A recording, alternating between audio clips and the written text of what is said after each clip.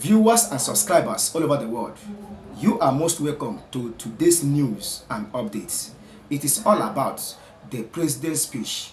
Our president, Bola Tinubu, he made a speech concerning the ongoing protests that started on the 1st of this month, that is August this month, concerning the bad governance in this country. So let's watch this video from the beginning to the very end to hear what he said concerning the protest. But before we proceed on watching this video, I am begging you to support this channel by hitting the like button, subscribe to become a member of this channel, and turn on the bell so that anytime I upload a new update, it will notify you of my new upload. Now let's watch this video from the beginning to the end to hear what he said. Enjoy the video, and I want to say thank you for your support. Let's watch.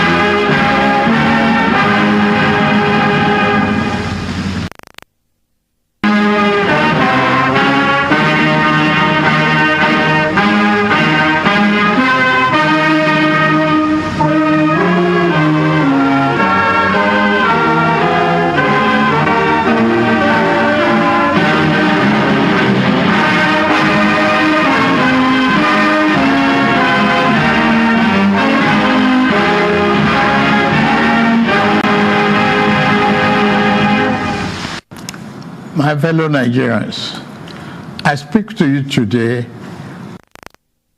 heart and sense of responsibility, aware of the turmoil and violent protests unleashed in some of our states.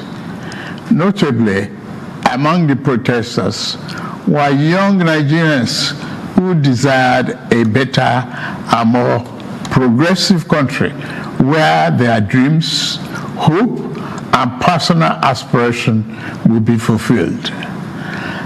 I am especially pained by the laws of Jigawa, Kano, Kaduna, and other states, the destruction of facilities in some states, and the wanton looting of supermarkets and shops, contrary to the promise of protest organizers that the protest will be peaceful across the country.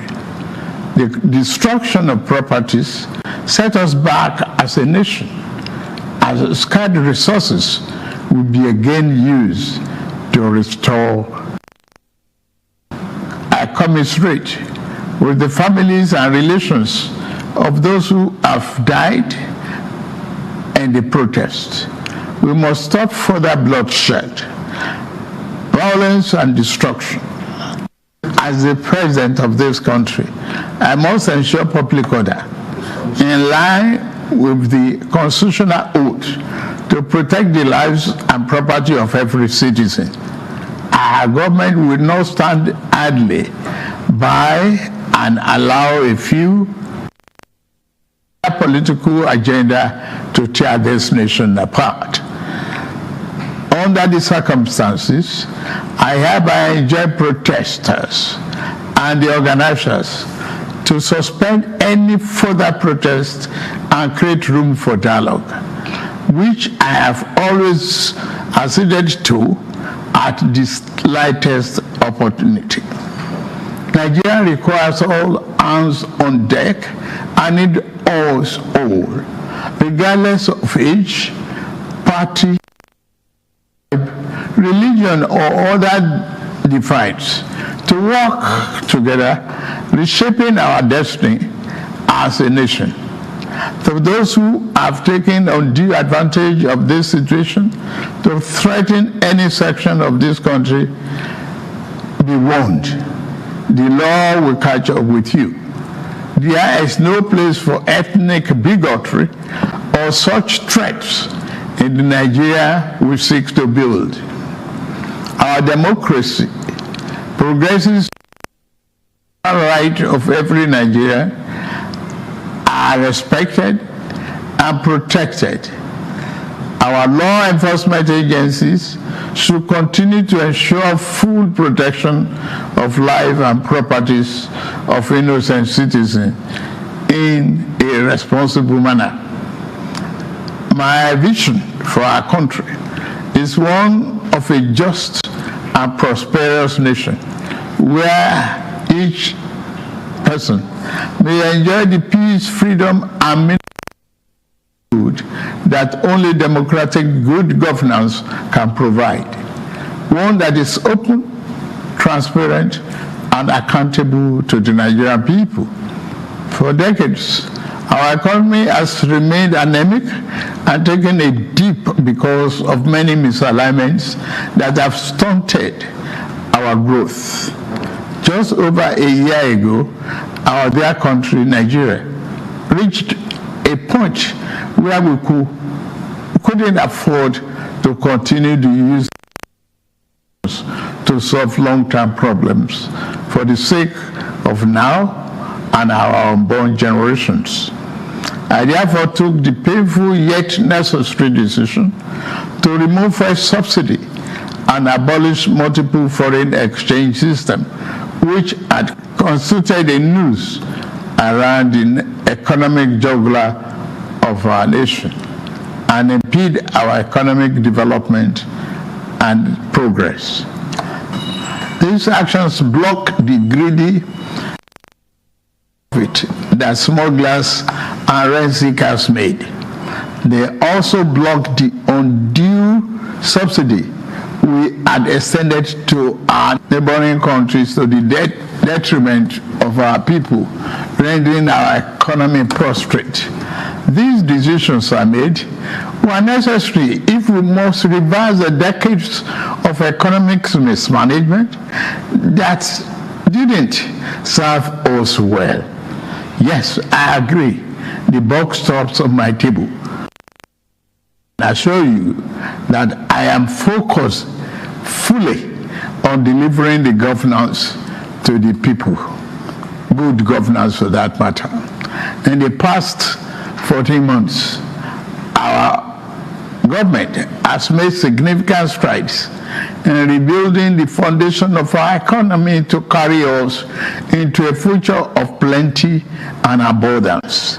On the physical side, aggregate government revenue has more than doubled, hitting over 9 in the first half of 2024 compared to the first half of 2023 due to our efforts at blocking leakages, introducing automation, and mobilizing funds creatively without additional burden on the people. Productivity is gradually increasing in the non-oil sector, reaching new levels and taking advantage of the opportunities ambience. My dear brothers and sisters, we have come this far, coming from a place where our country spent 97% of all our revenue on debt service. We have been able to reduce that to 68% in the last 13 months. We have also cleared legitimate outstanding foreign exchange obligations of about 5 billion without any adverse impact on our.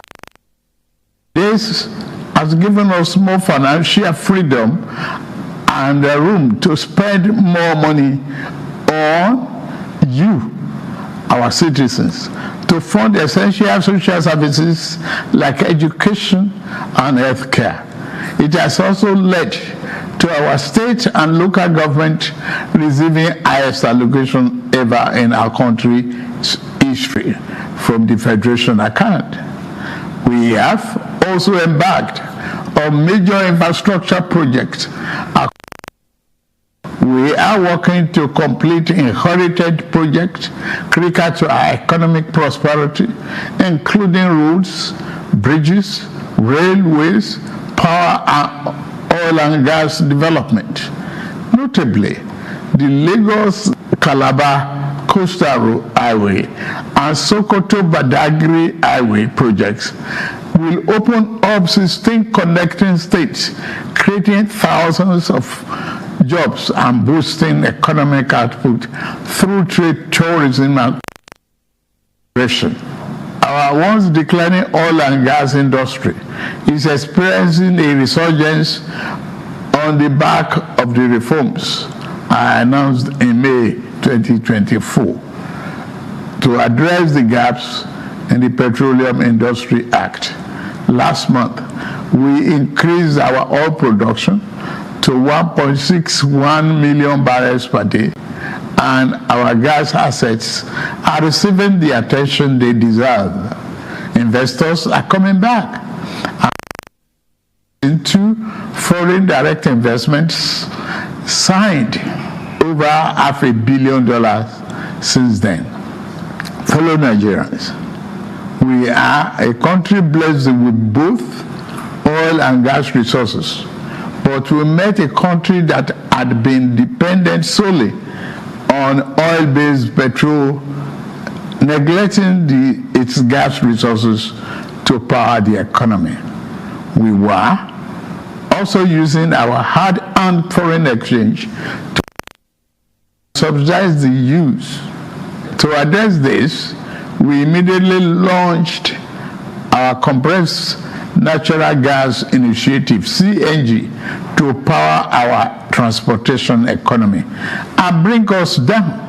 This will save over 2 trillion naira a month being used to import PMS and AGO and free up our resources for more investment in healthcare and education. To this end, we'll be distributing of extremely low or no cost to commercial vehicles that transport people and goods and who currently consume 80% of imported PMS and AGO. We have started the distribution of conversion kits and setting up of conversion centers across the country in conjunction with the private sector. We believe that this CNG initiative will reduce transportation costs by approximately 60% and help to curb inflation. Our administration has shown its commitment to the youth by setting up the student loan scheme. To date, 45.6 billion has already been processed for payment to students and their respective institutions. I encourage more of our vibrant youth population of this opportunity. We established the Consumer Credit Corporation with over 200 billion to help Nigerians to acquire essential products without the need for immediate cash payment, making life easier for millions of households. This will consequently reduce corruption and eliminate cash and opaque transactions. This week, I ordered the release of an additional 50 billion each for NEL Fund, the student loan, and Credit Corporation for the proceeds of crime recovered by the EFCC. Additionally, we have secured $620 million under the Digital and Creative Enterprises (IDIS), a program to empower our young people, creating millions of IT and technical jobs that will make them globally competitive. These programs the 3 million technical talent scheme. Unfortunately, one of digital centers was vandalized during the protests in Kano. What a shame. In addition, we have introduced the Skill Up Artisans Program, SUPER, the Nigerian Youth Academy, NIA, and the National Youth Talent Export Program, NATEP. Also, more than 517 billion used to the 36 states to expand livelihood support to their citizens, while 600,000 nano businesses have benefited from our nano grants. An additional 400,000 more nano businesses are expected to benefit. Furthermore, 75,000 beneficiaries have processed to receive our 1 million micro and digit interest loans starting this month. We have also built 10 MSME hubs within the past year, created 240,000 jobs through them, and 5 more hubs are in progress, which will be ready by October this year. Payments of 1 billion each also have been made to us under our single digit loan to boost manufacturing output and stimulate growth. I signed the national minimum wage into law last week, and the lowest earning worker will now earn at least 70,000 naira a month. 6 months ago in Kasana, Abuja, I inaugurated the first phase of our ambitious housing initiative, the Renew and Estate. This project is the first of 6 we have planned across the nation's geopolitical zones. Each of these cities will include a minimum of 1,000 housing units, with Kasana itself set to deliver 3,212 units. In addition to this city project, we are also launching the Renew Hope Estate in every city, comprising 500 housing units. Our goal is to complete a total of 100,000 housing units over the next 3 years. This initiative is not only about providing homes, but also about creating thousands of jobs across the nation, as well as stimulating economic growth. We are providing incentives to farmers to increase food production at affordable. I have directed that tariffs and other import duties should be removed on rice, wheat, maize, sorghum, and drugs, and other pharmaceutical medical supplies for the next 6 months, in the first instance, to help drive down the prices. I have been meeting with our governors and key ministers to accelerate food production. We've distributed fertilizers. Is to cultivate more than 10 million hectares of land to grow what we eat. The federal government will provide all necessary incentives for this initiative, whilst the state provide the land, which will put millions of our people to work and further increase food production. In the past few months, we have also ordered mechanized farming equipment, such as tractors, worth billions of naira from the United States, Belarus, and Brazil. I can confirm to you that the equipment is on the way. My dear Nigerians, especially our youths, I have heard you loud and clear. I understand the pain and the frustration that drive these protests, and I want to assure you that our government is committed to listening and addressing the concerns of our citizens. But we must not let violence and destruction tear our nation apart. We must work together to build a brighter future where every Nigerian can live with dignity and prosperity. The task before us is a collective one, and I am leading the charge as your president. A lot of work has gone into stabilizing our economy, and I must stay focused on ensuring that the benefits reached every single Nigerian as we promised. My administration is working very hard to improve and expand our national infrastructure and create more opportunities for our young people. Let nobody misinform and miseducate you about your country or tell you that your government does not care about you. Although there have been many dashes in the past, we are in a new era of renewed hope.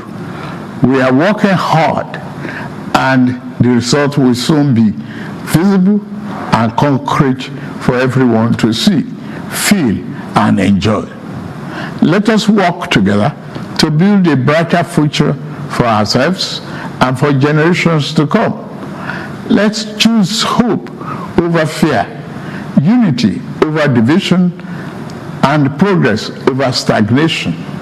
The economy, please don't shut out this oxygen.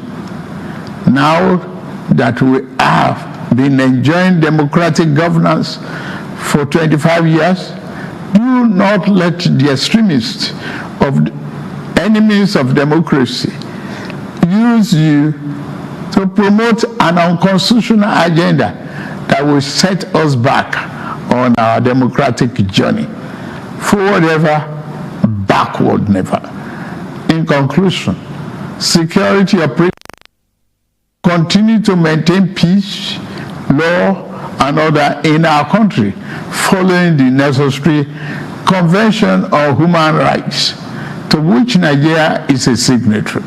The safety and security of all Nigerians are paramount. Thank God and thank you for your attention, and may God continue to bless our great nation. Thank you very much.